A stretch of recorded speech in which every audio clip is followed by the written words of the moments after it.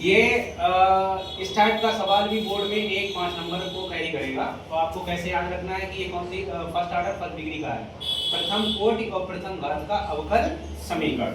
सबसे पहले कैसे करेंगे, देखो कोई मल्टीपल में नहीं होना चाहिए डी और dx के, तो इसका क्या कर देंगे, डिवाइड। क्या कर देंगे, डिवाइड। दोनों तरफ थोड़ा डिवाइड, तो यहाँ से हट जाएगा x log x into dy और dx। तो ईच टर्म में डिवाइड हो जाएगा किसका, x log x का, y upon x log x, इधर हो गया 2 log x अपॉन एक x, तो ये था ही, और एक x log x से हमने क्या कर दिया, डिवाइड कर दिया।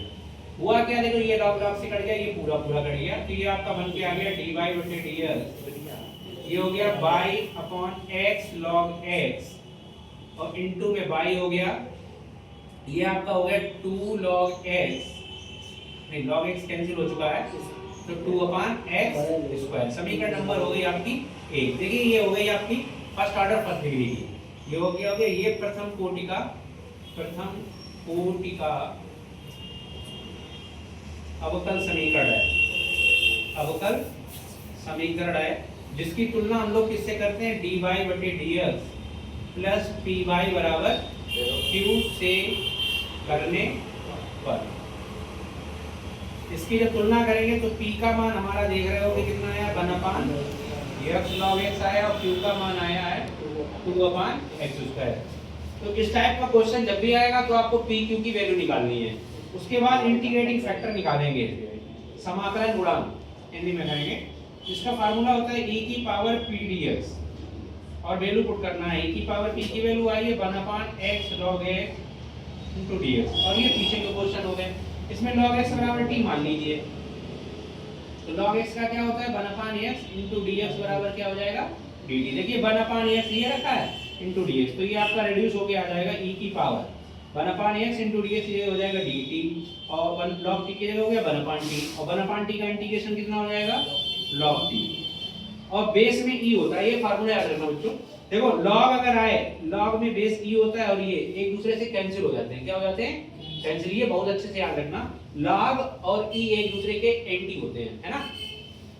तो ये एंटी डोमेन होते हैं, ये कैंसिल हो जाएंगे, तो यहाँ बचेगा t, केवल कितना बचेगा, t, और t की जगह हमने किसे माना था, log x, तो ये निकल आएगा आपका log x। तो इंटीग्रेटिंग फैक्टर आपका निकल आया log x। अब हम इसका सॉल्यूशन देंगे समीकरण 1 का। समीकरण 1 का हल निम्न होगा, तो ये फार्मूला आपको याद रखना है। ये line y into integrating factor बराबर होता है q into integrating factor into dx और प्लस c। ये याद कर लीजिए, डायरेक्ट जल्दी लगेगा आपका कांसेप्ट। तो ये आ जाएगा y इनटू इंटीग्रेटिंग फैक्टर, माने मेरा आंसर आया है log x, बराबर आया q का मतलब है राइट हैंड साइड में दे रखा था 2 x square into integrating factor आया log x into dx plus c। अब केवल इसका इंटीग्रेशन करना है, तो इसको आप इक्वेशन कुछ मान लीजिए, इसका अलग से इंटीग्रेशन कर दीजिए। देखो दो तो बाहर निकल जाएंगे, कोई फर्क नहीं पड़ता है। तो 1 x स्क्वायर इनटू इसका इंटीग्रेशन आप जल्दी जल्दी कर लीजिए। कैसे करेंगे, चाहे तो आप इसमें फर्स्ट सेकंड लगा लीजिए, है ना, या मान के कर लीजिए, दोनों कांसेप्ट इसमें इजी हैं।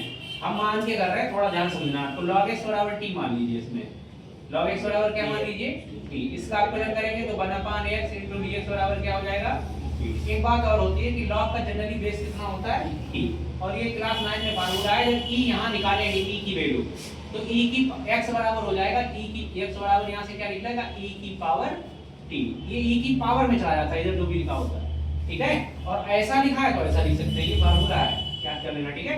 क्लास 9 से पढ़ाया जाता है, लॉग वाला चैप्टर हट चुका है।